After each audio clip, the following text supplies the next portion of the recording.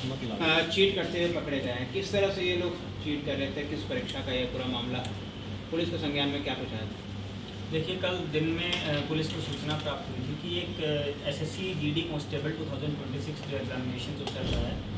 उसका एक पंडरा थाना अंतर्गत एक सेंटर है, फ्यूचरिस्टिक ऑनलाइन एग्जामिनेशन सेंटर। और इस सेंटर में ये सूचना प्राप्त हुई थी कि कुछ ऐसे सिस्टम्स हैं जिस पर रिमोट एक्सेस से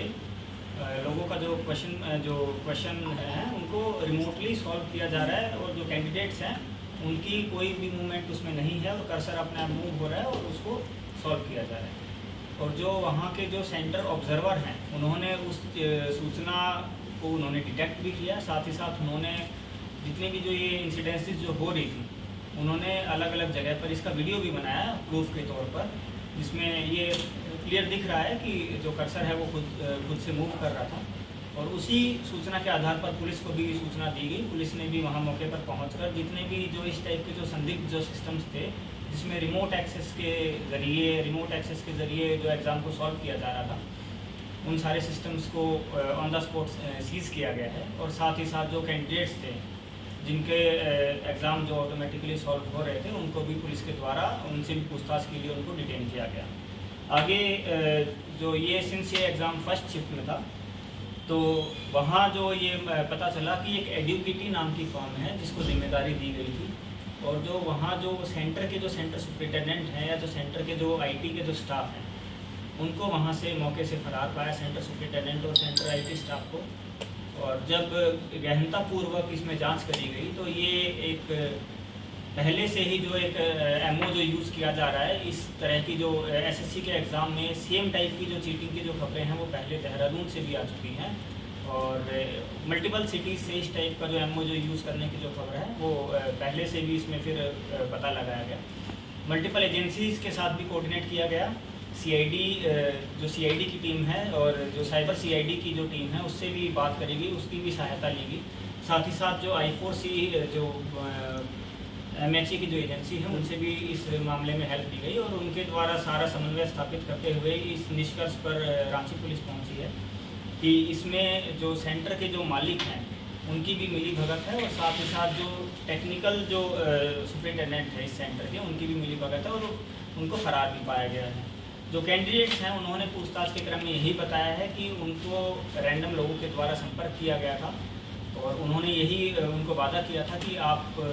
ये पर्टिकुलर कपड़े पहन कर आइएगा, और जो भी आप कपड़े पहन कर आएंगे वो फ़ोटोज़ उन्होंने व्हाट्सएप पे जो उनका जो कोऑर्डिनेटर है जो सॉल्वर जो है उसके साथ शेयर किया गया।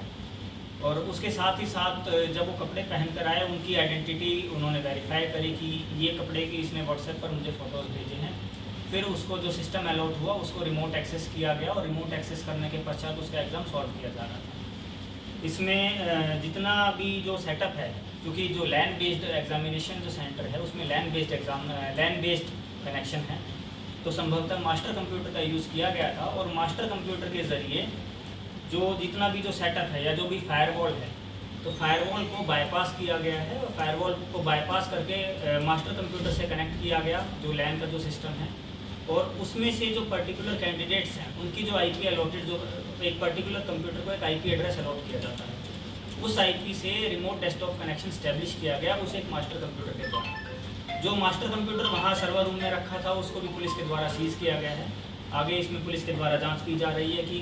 कहाँ से वो जो मास्टर कंप्यूटर है वो ओवर द इंटरनेट किस टूल के थ्रू कनेक्टेड था और किस लोकेशन पर वो कनेक्टेड था। इसमें 6 स्टूडेंट्स जो हैं उनको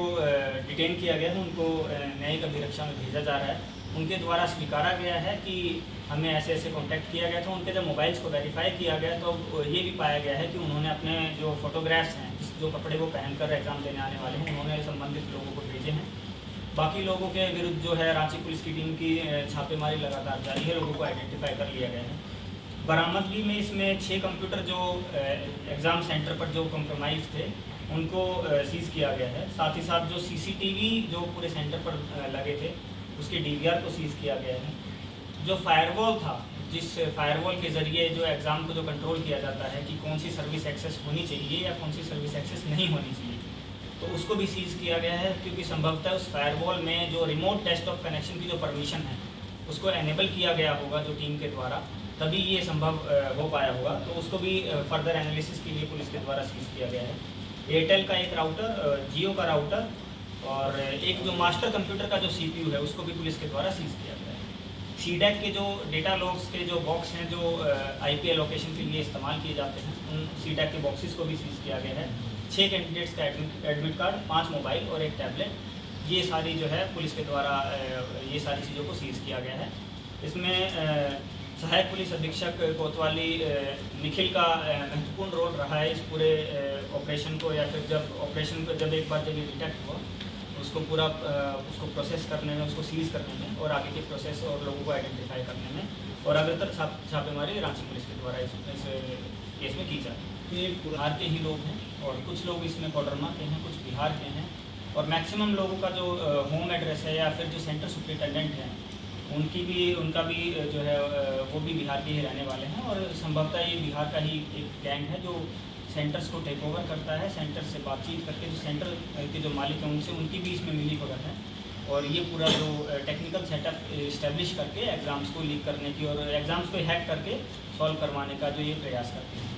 वहाँ से भी लगातार सिस्टम्स की मॉनिटरिंग की जाती है। हालांकि जिस टाइम एग्ज़ाम चलता है तो उस एग्ज़ाम चलने के टाइम पर इंटरनेट को डिस्कनेक्ट किया जाता है ताकि एग्ज़ाम में एक्सटर्नल नेटवर्क पे कोई इंटरफेरेंस ना हो, किंतु इसके लॉग्स साथ ही साथ जनरेट होते रहते हैं जब वो ऑफलाइन होता है। तो ये भी एक पॉसिबिलिटी है कि जब वो रिमोट कनेक्शन इस्टेब्लिश किया गया होगा तो वो डिटेक्ट SSC के जो सेंट्रल सर्वर है उसमें डिटेक्ट हुआ हो, उनको उन लॉग्स का भी एनालिसिस रांची पुलिस की टीम के द्वारा किया जाएगा और फर्दर आगे जो भी केस में आएगा उसको इस्टेब्लिश किया गया था। कुछ लोगों को बोला गया था कि कुछ लोगों ने स्वीकारा है कि हमें बोला गया था कि 10 से 13 लाख रुपए में बातचीत की जो बात आई है, और कुछ लोगों ने ये बोला है कि अभी हमें कंफर्म नहीं बताया गया था क्योंकि लेकिन उनके डॉक्यूमेंट्स, एडमिट कार्ड, 10th के सर्टिफिकेट, 12th क्लास के सर्टिफिकेट, ये सभी सर्टिफिकेट्स उनके द्वारा ले लिए गए। सारे कंप्यूटर वायर्ड कनेक्शन से कनेक्टेड थे, और जो इंटरनेट जो आता है उसमें भी चूँकि हमने दो राउटर सीज किए हैं, एक एयरटेल का था और एक जियो का, और दोनों वायर्ड ब्रॉडबैंड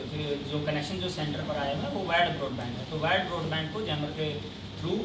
ब्लॉक नहीं किया गया। या जो पुलिस की टीम थी वो लगातार ऐसे मामलों में सतर्क रहती हैं। जो नए जैसे टेक्नोलॉजी आती है उसमें कुछ चैलेंजेस रहते हैं, और हमारी टीम्स जो है मल्टीपल एजेंसीज़ के साथ कोऑर्डिनेट करके ऐसे जो चैलेंजेस आते हैं या जो लीक होने की जो पॉसिबिलिटी है, रिमोट कंट्रोल की जो पॉसिबिलिटी है, उसको एड्रेस करने के लिए हम लोग समन्वय स्थापित करते हैं और आराम से वो जो ये जो कमियां जो मिलती हैं उसको एड्रेस किया जाता है। सर IT की जो टीम्स हैं, CID की जो साइबर थाना की जो टीम्स हैं, उनकी भी एक्टिव जो हेल्प दी गई है इस ऑपरेशन में, और उन्होंने काफ़ी हेल्प करी है। जितना भी जो ये इन्फॉर्मेशन जो है या जो प्रीवियस MO है या जो बाकी स्टेट्स में भी इस तरीके से जो एग्ज़ाम को रिमोट कंट्रोल करने की जो कोशिश करी गई है, उनकी सहायता से ये सारी इन्फॉर्मेशन प्राप्त करके इसमें आगे कार्रवाई की।